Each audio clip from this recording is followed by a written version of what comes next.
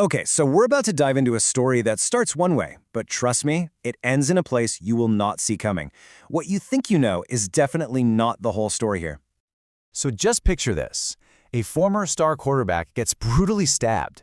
He spends 8 days in the hospital recovering. I mean, he's the victim, right? But then, the second he's discharged, he's not taken home. Nope, he's taken straight to a jail cell. So how in the world does a victim end up in handcuffs?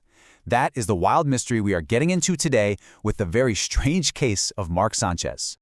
But to really get how a story like this can get so twisted, you gotta see the crazy celebrity world it's all happening in. It has been an absolutely whirlwind week of breakups, makeups, and just bizarre headlines. So let's set the stage before we get to that big reveal. You're gonna wanna stay with me because it all connects. First up, we have a couple that, honestly, nobody saw coming. We're talking pop superstar Katy Perry, who's just getting through a rough patch in her marriage, and the former Prime Minister of Canada, Justin Trudeau, who's now out of office. And the AV team is basically painting this picture of two people who just found each other when they were both at a major crossroads in their lives. And wow, look at how fast the official story just poof, changed. Back in July, their people were insisting, oh no, it's just a business thing. But these brand new photos from a yacht out in Santa Barbara, they tell a very different story. We're talking hugging, hands on the backside. Yeah, this is not business, this is a full-on romance.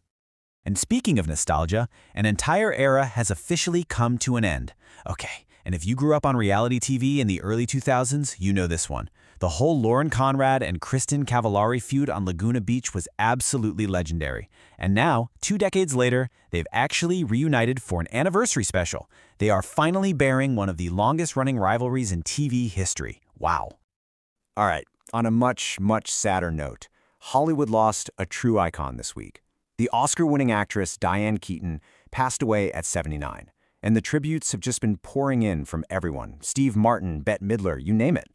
She wasn't just this incredible actress from classics like Annie Hall or The Godfather. She was remembered for being this uniquely kind, quirky person.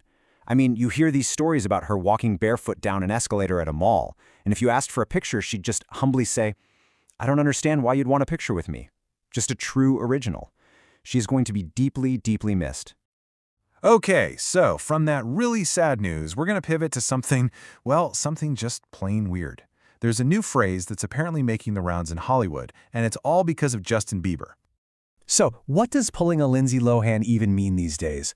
Justin Bieber seems really happy with his wife Hailey, but his social media has been in total overdrive. We're talking 10 to 15 posts a day. And this is what prompted the IV's team to make that comparison. I mean, 10 years ago, that was an insult, for sure. But now it apparently means you're staging a massive comeback. It just goes to show you how fast celebrity stories can change and how hard they can flip. But while all of this Hollywood drama was swirling around, the truth, the real story we started with, was about to blow wide open. The real details of what happened with Mark Sanchez were finally coming out, and you are not going to believe what they are. All right, here we go. This is the big reveal. The whole narrative just got flipped completely on its head. The man that everyone thought was the victim was suddenly being painted as the aggressor.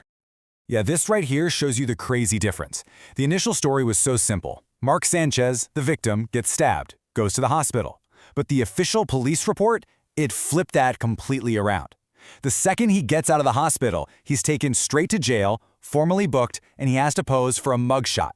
According to the AVI team, that tells you the evidence must have been so obvious, so immediate for the police to just pivot that fast and say, no, he was the aggressor here. And the consequences here, they are dead serious. This one number, this is what he's potentially facing now. 6 years. In prison. This is not a small thing. This is life-changing stuff.